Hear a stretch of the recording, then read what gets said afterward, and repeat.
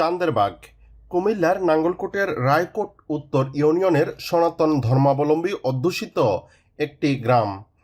চৌদ্দগ্রাম উপজেলার সীমান্তবর্তী ডাকাতিয়া নদীর তীরে এই গ্রামে মাত্র কয়েকটি মুসলিম পরিবারের বসবাস। গত কয়েকদিনের টানা বৃষ্টি ও ভারতীয় ঢলে ডাকাতিয়া নদীর পানি বৃদ্ধি পেয়ে পুরো গ্রামটি তলিয়ে যায়। আশেপাশে আশ্রয়কেন্দ্র না থাকায় গ্রামের হিন্দু ধর্মাবলম্বীরা পার্শ্ববর্তী পিপরডা গ্রামের মসজিদে আশ্রয় নিয়েছেন। শুক্রবার সারাদিন থাকার পর শনিবার তারা আশেপাশের স্বজনদের বাড়িতে গেছেন। জানা গেছে, চান্দেরবাগ গ্রামের বাসিন্দারা অনেকটা অবহেলিত। তাদের অধিকাংশই মাছ শিকার করে জীবিকা নির্বাহ করেন। টানা বৃষ্টি ও ভারতীয় পানিতে ডাকাতিয়া নদীর পানি বৃদ্ধি পেয়ে গ্রামটি ডুবে যায়। গ্রামের অনেক বাসিন্দা আশেপাশে কোনো আশ্রয়কেন্দ্র না পেয়ে পাশের গ্রামের মসজিদে অবস্থান করেন।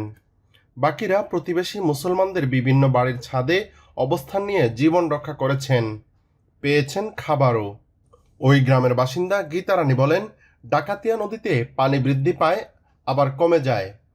রাস্তার সমান পানি হয়, কিন্তু কখনো বাড়িঘরে পানি ওঠেনি। এবার পুরো গ্রাম ডুবে গেছে আমাদের।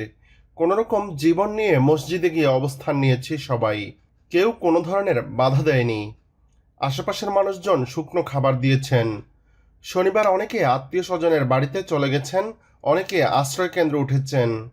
তিনি আরও বলেন, আগ থেকে আমাদের গ্রামটি অবহেলিত। রাস্তাঘাট কিছুই ভালো নেই। ঘর থেকে কিছুই বের করতে পারিনি আমরা। সব পানিতে ডুবে গেছে। এই বিপদের সময় হিন্দু মুসলিম সবাই ভেদাভেদ ভুলে গেছি। পিপরডা গ্রামের বাসিন্দা নজির আহমেদ বলেন, বন্যা হলেই সবার আগে আমাদের গ্রাম ও চান্দেরবাগ পানিতে ডুবে যায়। এবারের মতো বন্যা আমার জীবনে দেখিনি। পানিতে সবকিছু তলিয়ে গেছে। আমাদের কিছুই নেই।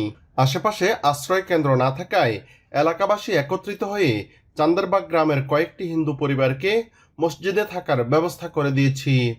নাঙ্গলকোট উপজেলা নির্বাহী কর্মকর্তা বলেন, চান্দেরবাগ গ্রামের মানুষের সমস্যার বিষয়ে কথা শুনেছি।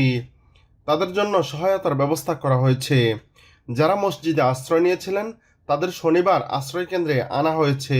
আশ্রয় কেন্দ্রে সব ধরনের ব্যবস্থা আছে।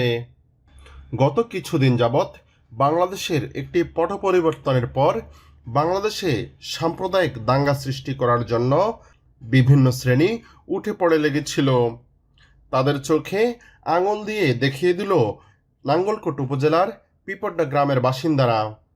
তারা দেখিয়ে দিয়েছে বাংলাদেশের যে কোনো বাসিন্দা বিপদে পড়লে কিভাবে ঝাঁপিয়ে পড়তে হয়। তারা দেখিয়ে দিয়েছে কিভাবে হিন্দু মুসলিম ভেদাভেদ ভুলে এক কাতারে এসে এক ভাইয়ের পাশে আরেক ভাই দাঁড়াতে হয়। বাংলাদেশ সাম্প্রদায়িক সম্প্রীতির দেশ। ঐতিহ্যবাহী এই সাম্প্রদায়িক সম্প্রীতি যেন বজায় থাকে, সেটাই কামনা করছেন সকল মানুষ।